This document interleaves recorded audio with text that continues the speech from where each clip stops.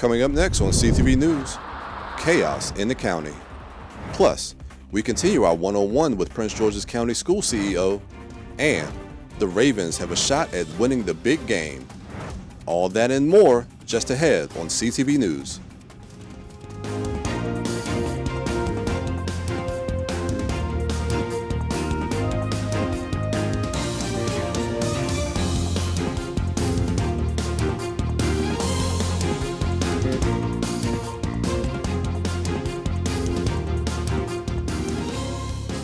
Good evening. I'm Patricia Vallone with a CTV News update.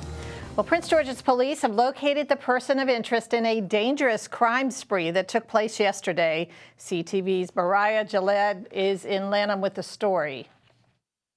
A woman is in custody today after a series of random attacks in Prince George's County, including 2 stabbings and 4 hit and runs within 1 hour.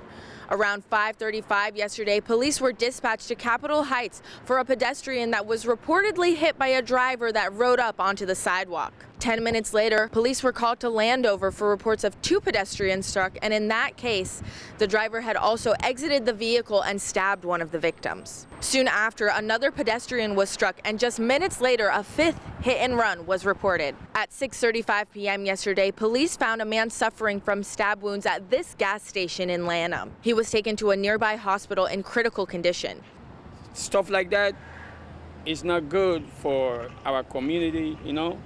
And I come here every week to, clean my car. Prince George's police say that this is an ongoing investigation. This chain of events happened very quickly. We were shocked and wanted to make sure that we had all the information out, but this evolved rapidly. Mariah Jalad in Lanham, CTV News. And police have just released the woman's identity as 31-year-old Tanae Stallings Brown of Baltimore. She faces dozens of charges, including multiple counts of attempted first-degree murder. Her motive is still under investigation, and the Prince George's Police Department says it is believed she chose her victims at random. Well, earlier this week, we told you about a missing 72-year-old Lanham woman. Well, tonight, police say Echerari Elawaya has been found deceased. Investigators say foul play is not suspected. She was last seen in the 8900 block of First Street in Lanham last Friday night. Police found her body about a mile away in a wooded area in the 8800 block of Priscilla Court. Elawaya had dementia and high blood pressure. Governor Wes Moore unveils his legislative agenda to the Maryland General Assembly earlier this week. His legislative package includes 16 bills that address public safety, affordability, public service, and making the state more competitive. The governor is backing 3 public safety bills, including the Victim Compensation Reform Act. His plan includes 5 bills that address affordable housing and 5 measures related to public service, such as Protecting Election Officials Act. The package also includes 3 bills that are supposed to make the state more competitive. And lawmakers in Annapolis introduced controversial gun safety legislation. The measure would require gun owners who wear or carry their weapon in Maryland to obtain at least $300,000 in liability insurance. The bill was introduced by Howard County Delegate Terry Hill. She tells Fox 45 News that the idea came from a constituent who said gun owners should bear some liability for the damage guns cause. Opponents of the legislation say it's another way to chip away at gun rights. The Greenbelt City Council fills an open council seat left by the unexpected passing of Councilmember Rick Gordon in November of last year. Amy Niesel was selected during a special meeting on Wednesday. She will become the 5th woman to join the Greenbelt Council, making it the first women majority-led council in the city's history. Niesel will be sworn in at the regular council meeting on February 12th. A beloved educator receives a special award today from a local environmental organization. Serinella Linares is the principal park naturalist for Mount Rainier Nature Center. She was one of several award winners today at the 5th Biennial Environmental Conference for the Hispanic community. Called Naturally Latinos, the 3-day conference also had performances, sponsor booths, and panel discussions. It's really heartwarming to be seen in the environmental movement and to be recognized for the time spent connecting with the community, sparking that love for nature, and to inspire people to get outside, enjoy nature, and hopefully be moved to protect the environment. We shouldn't be afraid to visit new spaces. We shouldn't be afraid to speak our voices when we see something that is impacting our communities, because we know that in general this theme of nature and the environment has strong ties to climate change and the impacts of that. Communities of color, lower income, Latino communities, Spanish-speaking communities are more impacted by the severe weather events that are more commonly occurring. And we need to speak up and say something about it. And for more information on the 3-day conference, you can log on to natureforward.org. And you're watching CTV News. I'm Patricia Ballone. We'll be back in just a moment. I wonder if you know that I want the best for you. I know you're going through a lot. I wonder if you know that the big homie needs help too. He can't just rebound from everything. I know you've been grinding. Let's go, let's go, let's go. But how long will you fight solo? I wonder if you know that we can get help. I wonder why we waited so long. I'm not wondering anymore. Love, your mind. Let's see how far we can go.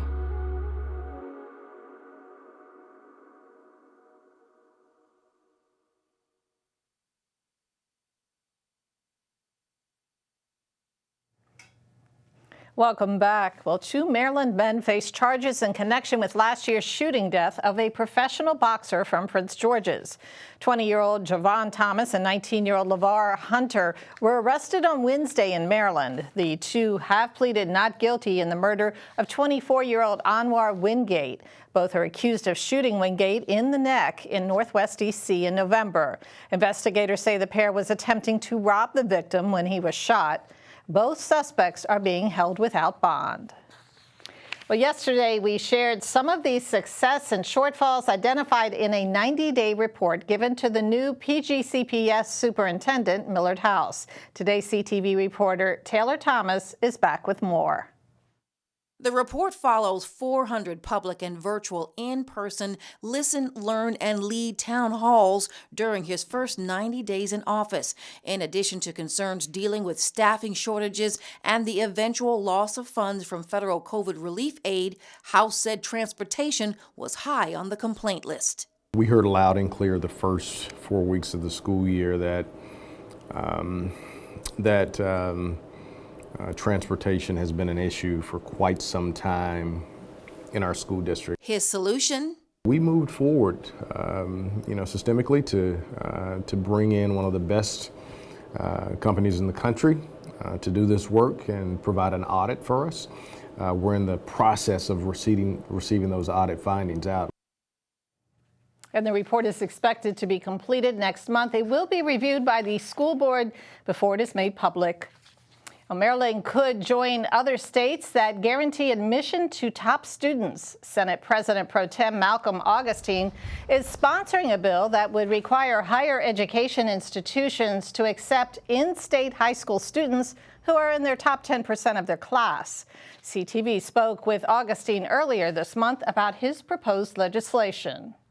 If you have a goal and you can work to it as a student and you're in that top 10%, then you should be able to go to our schools. You are exceptional. That's what we want in those schools. And so I'm hopeful that that will help us to keep the diversity and grow the diversity in our schools, in our higher education schools.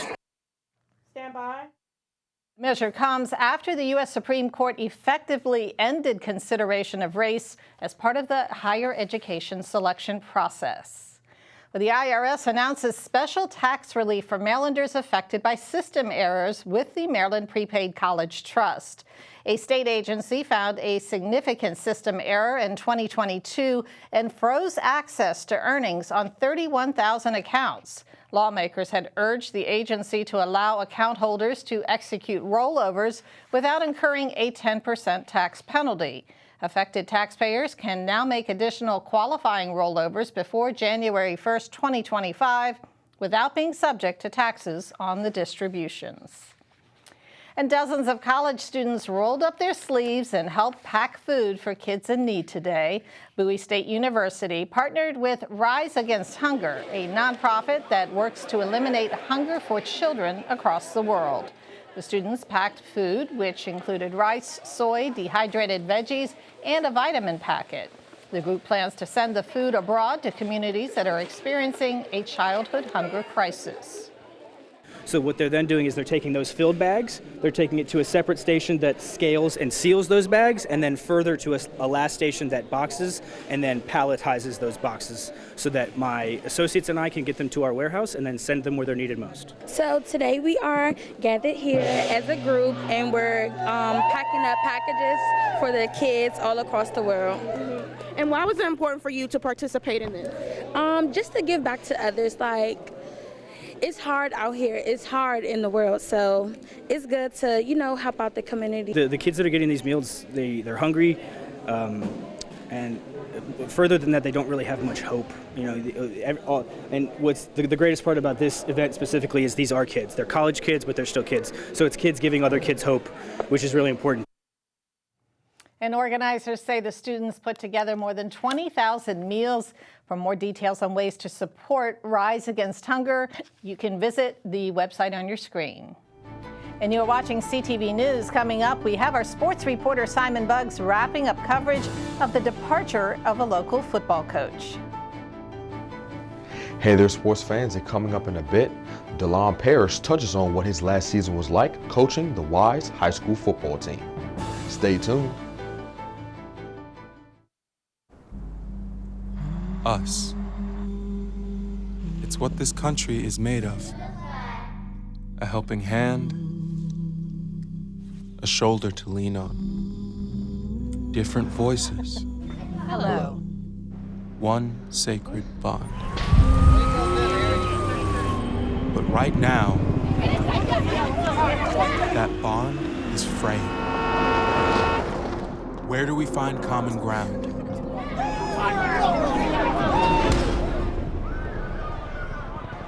How do we get back to us? The why fills the gaps and bridges our divides. Now, more than ever, the why needs your support. Because where there's a why, there's an us. For a better us, support your local why today. Welcome back. A new group of police recruits graduates this afternoon. 36 recruits completed the Prince George's Police Department's Training Academy today. Officials say 25 of the participants will be joining the force and another 11 will work for other law enforcement agencies. Today's event took place at Riverdale Baptist Church. And National School Choice Week aims to inform parents and families about K-12 education options throughout January. A fair highlighting those options is returning to the county this Sunday at Bishop McNamara High School. The event will be hosted by Prince George's Parents Alliance for Educational Options and by the Black Student Fund. At the core of school choice are options. And in Prince George's County, in Maryland, and in the United States, we have a lot of educational options. We have different styles and approaches to education. School choice is an attempt to make sure that all parents have the opportunity to choose what they think is best for their child. And the event takes place from 2 to 5 p.m. It will feature public schools plus charter, magnet, online, private, and homeschooling options.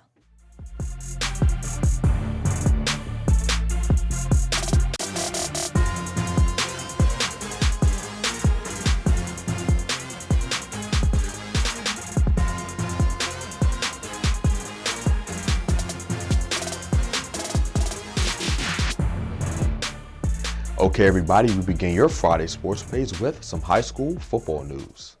DeLon Parrish's last season with the Pumas was a rough one as the team lost their starting quarterback due to eligibility issues. I talked to Parrish about how trying this season was, and he was proud of the way his team responded to the adversity. That young man that played with us, he had been there since the fourth quarter of the previous year, so he played in all our summer leagues. He played in the 7-on-7s where we won some tournaments with him. Then we played the first game, and then it became a residential issue. Okay, so that was trying and then going through the appeal process, but you're still trying to lead the team. Do you look back or do you move forward, right? What if the appeal goes through? Do you reinsert him, all right? How you deal with that with the team? Because you're trying to get them to move forward. We talked about the next man up, and now it's happening without an injury, right? Next man up, so whew, that was rough, but I also believe the leadership of the team, old and young, they have now been in our program for 3 years since COVID. So now they kind of know what I wanted. The Pumas were able to push through and find themselves in the state championship game where they took down Broadneck 21-0. And Coach Parrish spoke on how he felt following the victory. I think it was relief. It's over. Right? It was a roller coaster of all the things that was going on. Some things you forget that you deal with throughout the season. I'm sure every coach can say that. But I was proud that, because again, the media looks up some things I just don't even pay attention to, but it was saying something about this senior class could be the first senior class that didn't win a state title at Wise. And I'm like, really? That's interesting, right? I knew they was talking about from 2012 to now, right? I was like, didn't think about that. So that became something that I was focused in on for them, right? But then things just keep happening to the point where you're like, can this hurry up? While Parrish resigning from his head coaching position did come as a shock to the community, he does plan on coaching again. And he told CTV Sports what the conditions of him returning to the gridiron were. If the situation is right, if you can provide a community, if there's a school out there where the community is all for it, my time, right? That my time can be valued and my family can be a part of that, right? I can get home and still be a part of that. It could be tomorrow, right? Might not, could be a month from now, could be a year from now, I don't know. But if you can give me time, community, understand what it is to be better and want to be better and be committed to that, then yeah, I could probably do it tomorrow. Switching to the NFL, for all you Ravens fans, be sure to wear some purple today to celebrate Purple Friday. Governor Wes Moore has proclaimed every Friday to be Purple Friday as long as the Ravens are in the postseason. So make sure to rock some purple and show some support for the team that had the best record in the NFL, a feat the Ravens haven't accomplished since 2019. The Ravens will host the Kansas City Chiefs in the AFC Championship game on Sunday at 3 o'clock. The NFC Championship game will also be played on Sunday as the Detroit Lions take on the San Francisco 49ers at 6:30. And that is your Friday sports page. Simon Buggs, CTV Sports. Thanks, Simon. And now we're going to get a quick check on our 3-day weather forecast. Tonight, partly cloudy with a low of 45. Saturday, cloudy with a chance of afternoon rain with temps reaching 56. Sunday, rain with a high near 46. And Monday, mostly cloudy with a low around 44. That wraps up our newscast. Make sure to tune in on Monday, same time, same place. Have a great night.